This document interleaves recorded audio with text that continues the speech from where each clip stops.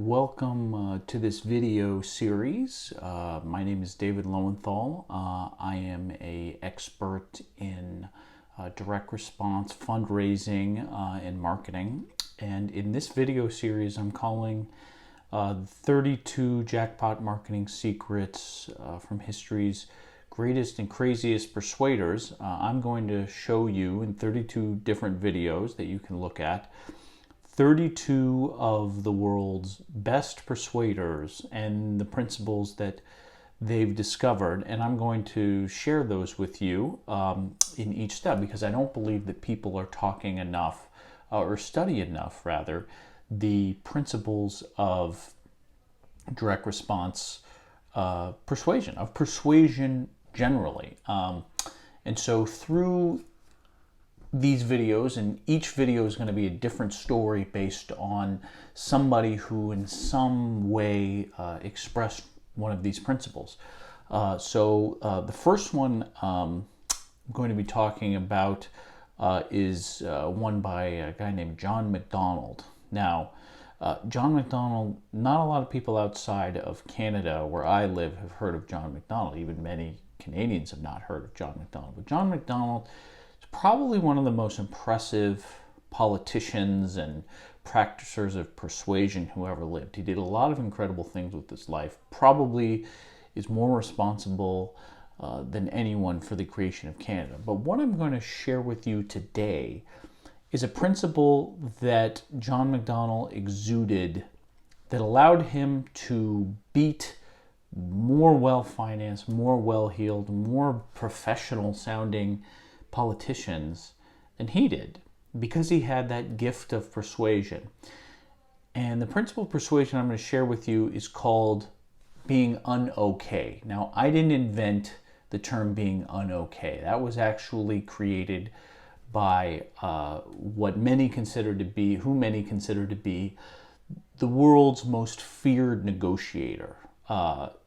This guy would negotiate. He was, I believe, an FBI negotiator, and at least taught the FBI all these principles of negotiation with suspects and perpetrators and all this. He taught corporations. He had his whole system, and he was introduced to me by email marketing expert and email newsletter publisher Ben Settle, who is also a direct response expert.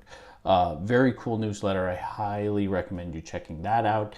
But today, getting back to being unokay, John A. McDonald personified this in the 1850s when he was running for election. He was running against a candidate, and John A. McDonald, most important thing to know about him for the purposes of this video is that he was a notorious drunk. He was a terrible drunk. He would drink, I guarantee he could drink 10,000, 10 million, 10 billion people under the table. There were few people who could drink more than this guy. One evening, he was running for re-election in Canada, and he was on stage with someone else. And John A. was horribly drunk this night, horribly drunk, and just dazed, probably had drinking a bottle or two of whiskey just to himself. He was feeling pretty sick, and he was in mid-sentence, and then he threw up. He threw up all over the stage. He threw up all over himself, probably threw up all over himself. He was almost doomed. He seemed like he was doomed, like the whole crowd had completely backed off. They were silent. They were like, this guy's career is over.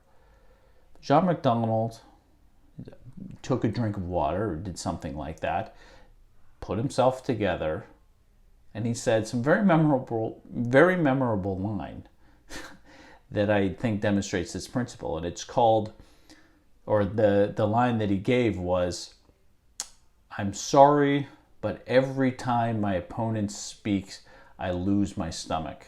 And the whole crowd just burst out into laughter, and he went on to win that debate, and he won an election, and he would go on to found Canada and be the country's longest serving and most successful prime minister. Now that's being unokay. Now what did he demonstrate there? He demonstrated that he was not absolutely perfect.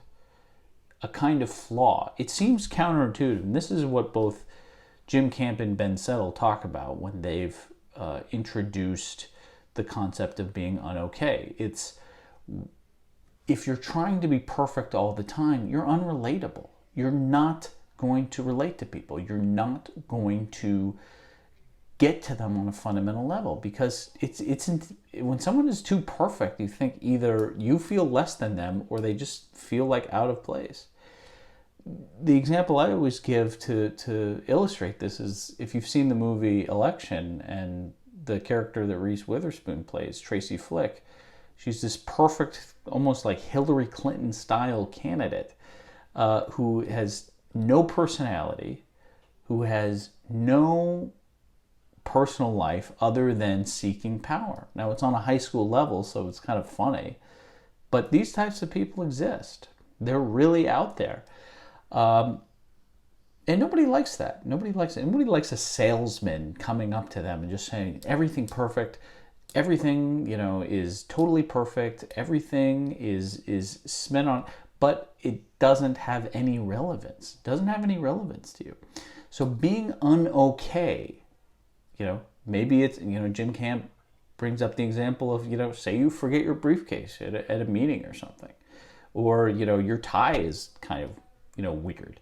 Like, these kind of things can humanize you. These kind of things can make you more believable as a person. Now, you can take it too far, obviously, but I want you to think about that in the first video. In this first video here is don't focus on being absolutely perfect. It seems like a simple persuasion principle, and it totally is, but it makes sense. It creates a type of believability for you, and persuasion, don't make it more complex than it has to be. So I thought this was a good first video to introduce you to the principle of being unokay. I mean, if somebody can use it to throw up and win an election and win it handily, then what possibly could you use it for? Now, you don't have to throw up. Like, there was plenty of examples I just gave you, but think about that. So I hope you like this video.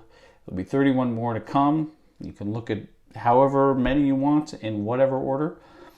But thank you for watching this video. If you like this video, just hit like, subscribe. You'll get an update every time there's a new video that comes out. Thanks for watching.